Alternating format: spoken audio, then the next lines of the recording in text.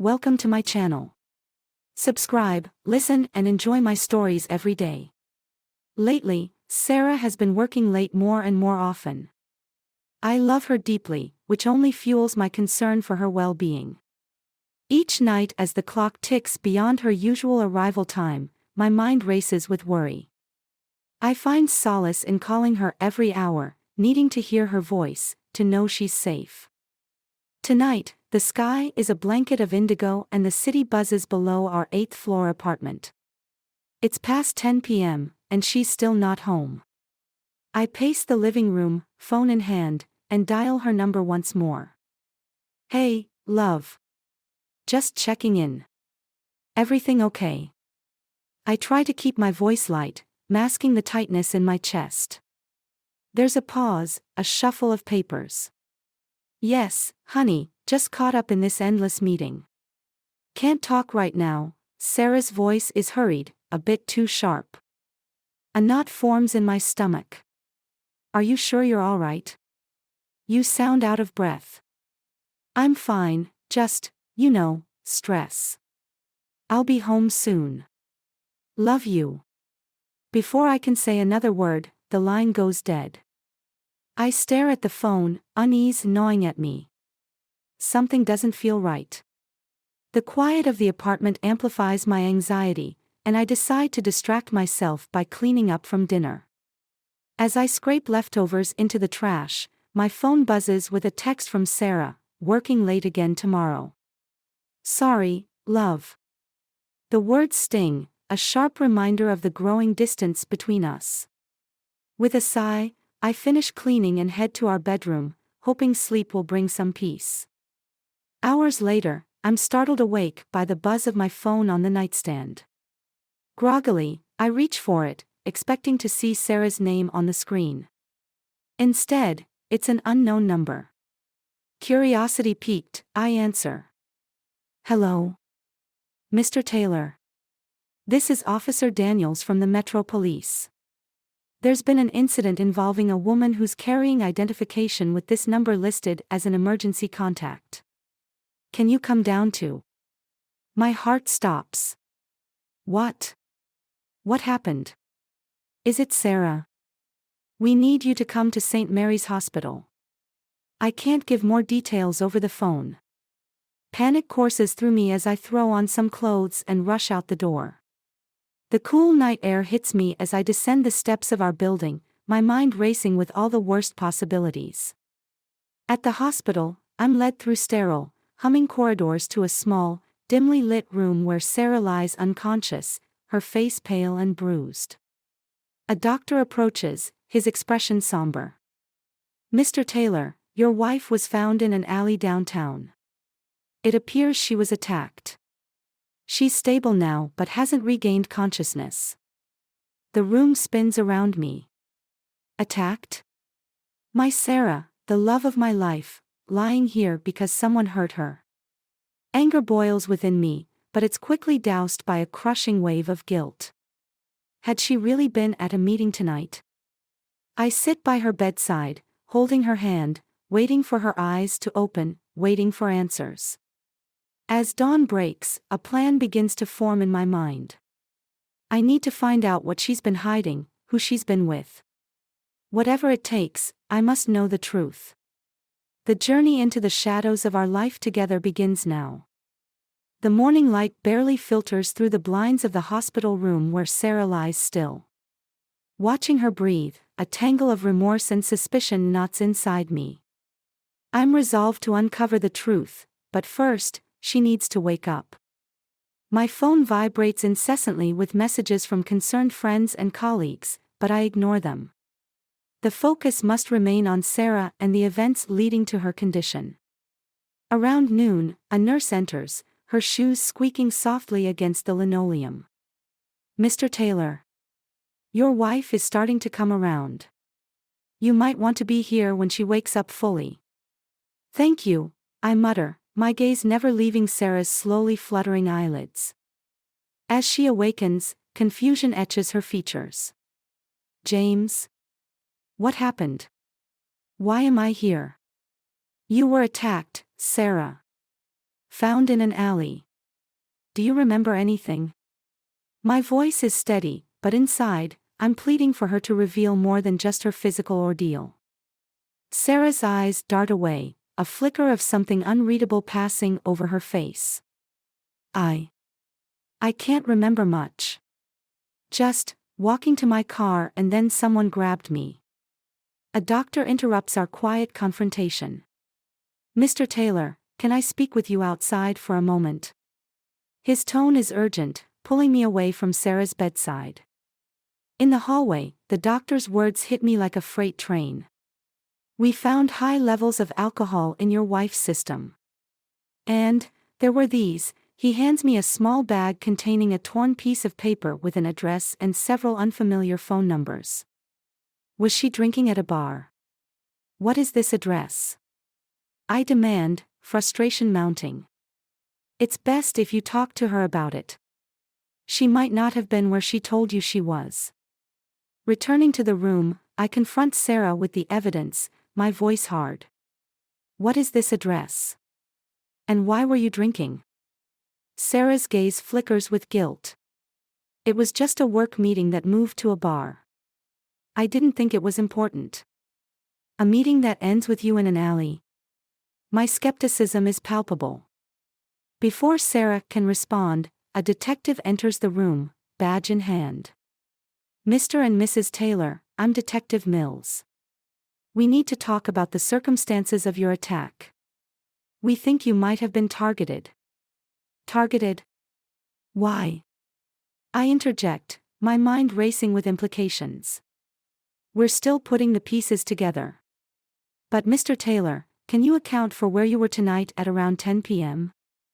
Confused and slightly defensive, I reply, I was home, waiting for Sarah. Detective Mills nods, scribbling in his notebook. We might need to check phone records, surveillance. Mr. Taylor, did you know a man named Mark Davidson? The name strikes a cold chord in my heart. He's a colleague of Sarah's. Why? We found calls to him from your wife's phone, minutes before her attack. And this address, he points to the torn paper, belongs to him. The room spins slightly as I process this information. Betrayal mixes with fear, a toxic cocktail. I need to speak with this Mark, I say, my decision firm. Detective Mills nods. We'll arrange that. In the meantime, keep an eye on your wife. Whoever did this might not be done yet. As the detective leaves, I turn to Sarah, her face a mask of worry and regret. Sarah, what is going on? Please, for once, just be honest with me. Her lips tremble as she begins to speak, the truth and more lies delicately balancing on the edge of revelation. As her story unfolds, I brace for the impact, knowing that whatever comes next could change everything between us forever. The cold, sterile air of the hospital can't match the chills settling in my heart as Sarah's words spill out. I stand rigid by her hospital bed, the beeping of monitors punctuating her revelations. James, it's not what you think, she begins, her voice barely a whisper. I've been trying to secure a deal at work, and Mark, he promised he could help. And the late nights? I ask, my voice steady despite the turmoil inside. There were meetings, yes, but not just with Mark. There were others, clients. It got complicated. Complicated. The word hangs heavy between us. I press further, needing every shred of truth she can give. And the call, Sarah. The one with the moans and the talking of being good in bed. Her face flushes a deep red, and she turns away. I can't explain that now. Not yet. Please, you have to trust me. Trust. Another complicated word. But before I can question her further, my phone rings. It's Detective Mills. Mr. Taylor, we've arranged a meeting with Mark Davidson. Can you come to the station this afternoon? Yes, I'll be there. As I hang up, a plan begins to form. If Sarah won't give me all the answers, perhaps Mark will. I squeeze Sarah's hand, a gesture that feels more habitual than comforting. I'm going to find out everything, Sarah. Leaving the hospital, the city feels different, as if I'm seeing it through a darker lens. At the police station, I'm led into a small room. Mark sits across the table, looking every bit the confident executive, minus the usual corporate polish. His eyes dart around when he sees me. "James," he starts, his voice uneasy. I didn't expect. I just want the truth, Mark. What's going on with you and my wife?" Mark sighs, rubbing his temples. "It's business, James. Just business. The project we were working on, it's big. I told Sarah it would get her the promotion she's been wanting. That's all. And the late nights, the alcohol, the attack." My questions fire rapidly, echoing around the room. "I don't know anything about an attack, I swear. As for the rest, it got out of hand. We celebrated closing a deal, maybe too much. I left before anything happened." His answers are too smooth, too rehearsed. My gut screams that there's more he's not telling me.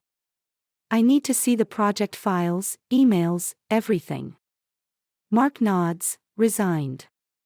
"I'll get you access, but James, believe me, there's nothing between me and Sarah." The detective re-enters, nodding at me. "We'll need those documents, Mr. Davidson. And Mr. Taylor, we've got some footage from a security camera near the alley. You should see this." We move to another room where a grainy video plays on a screen. It shows Sarah, stumbling slightly, a figure shadowing her steps, not Mark, someone else, a man whose face is obscured by a hood. "That's not me," Mark says, pointing at the screen. "See? I wasn't involved." As the video ends, my phone buzzes. It's the hospital. Sarah's awake and asking for me, urgently. Rushing back, the city's blur barely registers. Reaching her room, Sarah's face is pale, her eyes wide with fear. "James, we need to leave. It's not safe. It's not just about the job. It's bigger." Her words send a new shiver of fear down my spine. "What do you mean, Sarah? Who is after you?" She grabs my hand, squeezing it tight. "I'll explain everything, but we need to go. Now." As we prepare to leave, every shadow, every noise seems threatening. The mystery deepens, wrapping its tendrils tightly around us. The truth feels close, yet obscured, hidden within layers of fear and deception. As we step out of the hospital, I know our lives are about to change forever. The danger is real, and it's close. As Sarah and I dart through the bustling streets, the city seems alien, every passerby a potential threat. We duck into an alley, catching our breaths, shadows casting long, ominous figures against the brick walls. "Sarah, you need to tell me everything now. What's going on?" My voice is firm, demanding answers. She looks around nervously, pulling me closer. "It's not just about the job or Mark. There's a man, someone powerful, tied to our company. He uses people, influences deals.